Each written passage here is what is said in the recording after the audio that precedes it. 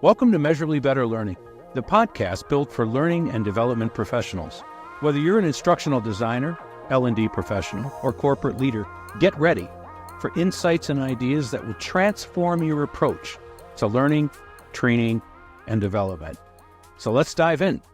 Hi, everyone, and welcome to the Measurably Better Learning podcast. I'm here with my friend, Dr. Jerry Zandstra, and we are doing a series on learning leader as, fill in the blank, lots of things. Today, it's learning leader as innovator, someone who can see around corners, I think is a great way to put it. So from your framework, what do you think that really means when we say we need a learning leader to see around corners? Yeah, it's an old expression. You'll find it in a lot of like Harvard Business Review kind of articles and leadership articles. It's the ability to anticipate what's coming when it isn't obvious. Anybody can spot the obvious. AI is kind of a big deal, right? But where's it going? And so seeing around corners is you don't have direct line of sight to it, and sometimes it's dark around the corners. So you don't have line of sight and you don't have clear vision. And the interesting thing is that certain people have a great ability to do that. Everybody knows some of those people. Yes, yeah. Be like, how'd you see it coming? How did you know? And it might be experience talking. Often it's that, but often it's studied. And we'll talk about that in a little bit. But I think for L&D leaders, really three ways that we look around corners, and I think the first one is industry trends. Sure, right. There are some very, very bright people in the L&D world that are constantly on the lookout for new things that are happening, or they are appearing around corners. Doesn't mean they're always right, but following those people, learning from those people, watching what the industry is doing.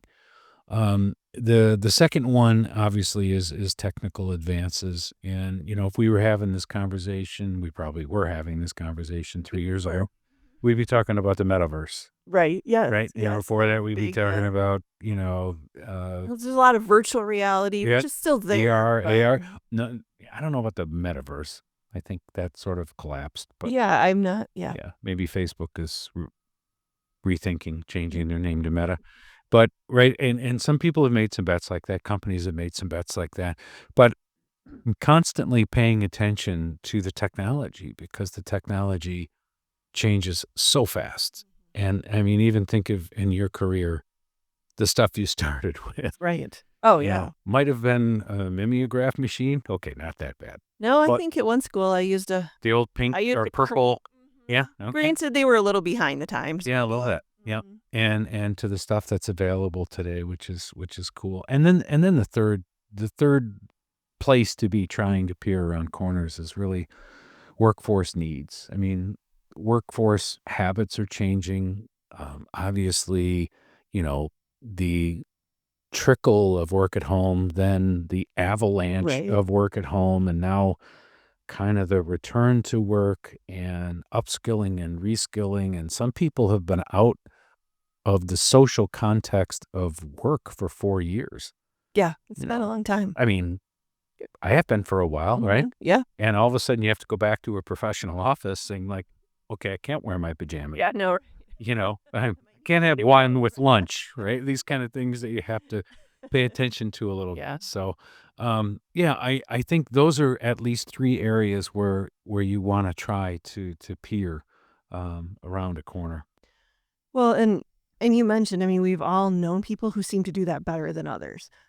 So, but on the other hand, I think it's a skill worth developing. Oh, yeah. So why is that so important? But also, probably more importantly, how do we develop that foresight then? What are some ways we do that? Yeah.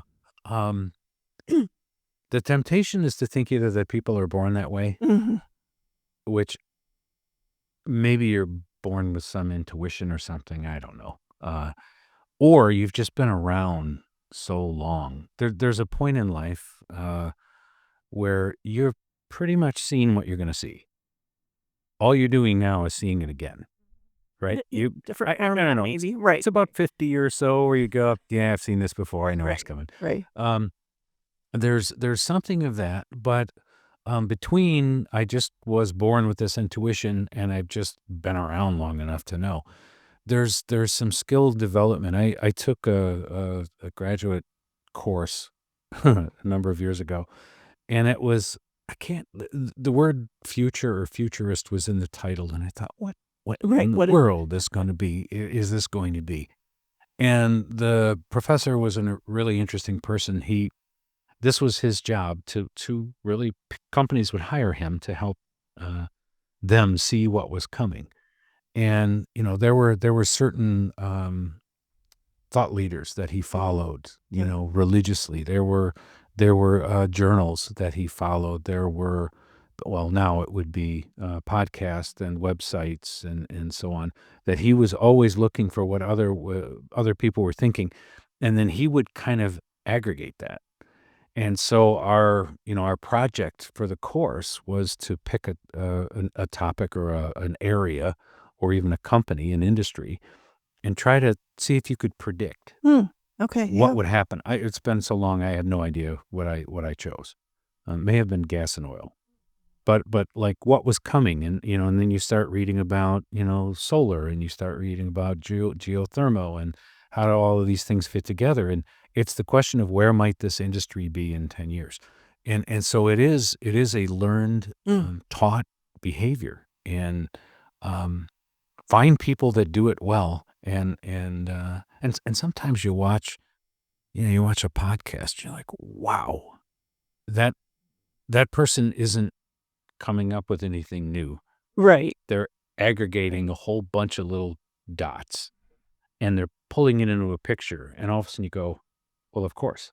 But that's a skill that they've developed over time. Yeah, I mean, so you're saying we don't have to be the smartest person in the room or even have to see around corners, sit but next- we need to find those Yeah, people. just sit next to the smartest person.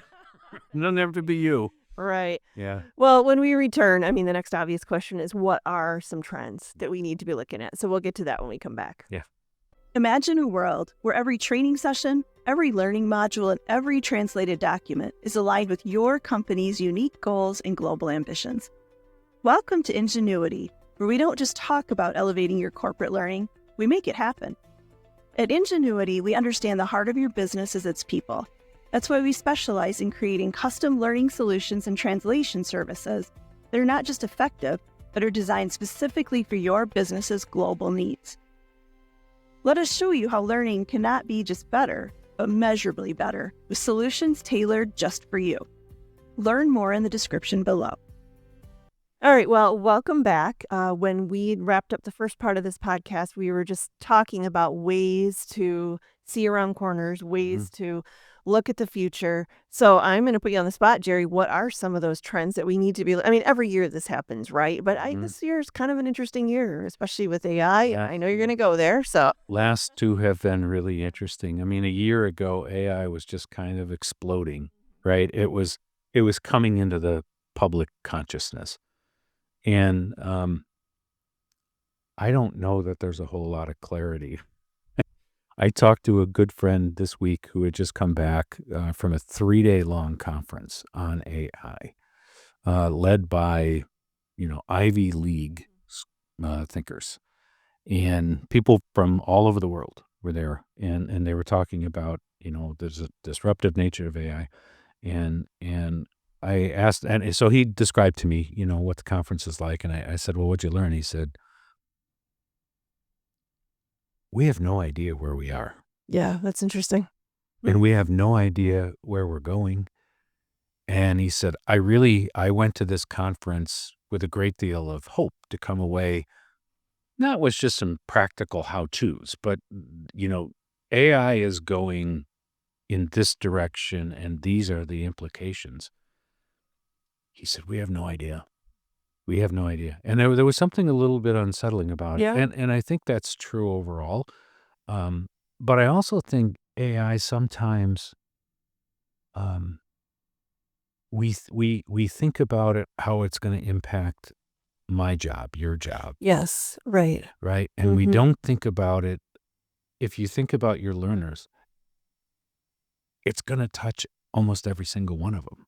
There are very few professions where it won't, especially in a large corporate setting. I mean, there's just very, very few people whose lives are not going to, work life is not going to be drastically different in 5 years. And we don't know how yet. Right. So I think, you know, I had said before that, you know, you see around corners, and not only is it not in your line of sight, but it's dark. Yeah. And I don't mean this on any kind of like light and dark scale. Metaphysical. No, I'm not making a philosophical Right. metaphysical point. But it's pretty dark. And some of the brightest people in the world who are nonstop thinking, talking, writing, conversing about this, don't have a strong sense, because the scale and scope is way broader than we thought. The speed is way faster than we thought.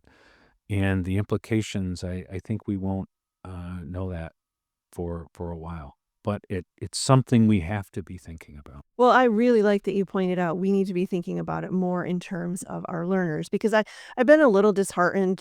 I listened to, you know, whether it's just people in the industry or just even LinkedIn, other posts, social media from instructional designers or people in L&D, and they only are really thinking about themselves, you Right. know, and I get it. right. Very human to do that. Right. You know, we don't more worried about it, or, well, I use it for this or that, and sort of trying, it's just a tool. And while I agree it's just a tool, and while I agree we need to bring our best expertise to it, there's way more than that in the issue. And I'm glad you brought that up, because I think that's more important.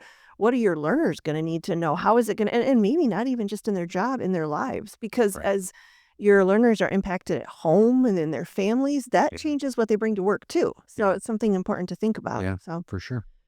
yeah, well, I guess just my last question, because this is also sort of important, is if you're a learning leader, how do you prepare your organization for these future trends? That's kind of a big question, right? Because it could be different for different trends. But any last thoughts on that? Yeah, I think, you know, especially those in the leadership position, but maybe even those not in the leadership position, having the opportunity to create an environment of continuous learning. Sure. Yeah. And regardless of what they are, then. regardless of what the trends are, you're always looking at them, you know, and a natural curiosity about things. I think getting together and simply having discussion, especially over scary things, and AI isn't necessarily scary, but maybe it is. But even like, well, these things are going to disrupt. Even stopping and having lunch and saying, what do you see? That kind of openness and transparency and willingness to talk, and not just plow ahead, but actually think about where you're plowing and where you're going. That's a big one. And investment in technology, not just investment in technology. So investment in technology, you and I have both seen Yeah, this, it's right? always been there. Yeah. You invest in technology. What you don't invest in is teaching people how to actually use it. Right. And that happens a lot. Hey, we got a new tool. 2 years will go by. Yeah. There's some help things you might want to look at. There's probably some YouTube videos. Right. Actually training people to be proficient in the tech. Sure. And I think, you know, learning professionals can be really helpful in pushing their organizations to really think deeply about how are you going to train people to make the best use of this cool new thing. Yeah, no, that makes a lot of sense. And I think that's a great way to end it. We're always talking about the importance of learning and development teams. So whether it's current, you know, crises or future trends, there's a huge role that we can play in supporting our organization. So thank you, Jerry. Appreciate your insights. All right. Thanks, Miriam. Before we wrap up the show, if you're looking to dive deeper, we've got tons of free downloads, L&D resources, and details about upcoming webinars that you won't want to miss. They're found in the episode description. Plus, if you ever want to chat with either one of us, now's your chance. You can find links in the episode description to connect directly with Miriam or me. We're here to answer your questions and to discuss all things learning and development. And speaking of questions, we love hearing from you. Whether it's a question or a comment or a topic you're curious about, or if you just want to join the conversation, drop us a comment on your favorite social media channel. Your input shapes our shows. Don't forget to subscribe to our podcast on your favorite platform. It's the best way to ensure you never miss out on our latest episode. We're excited to continue to transform learning into a measurable success with you. Until next time.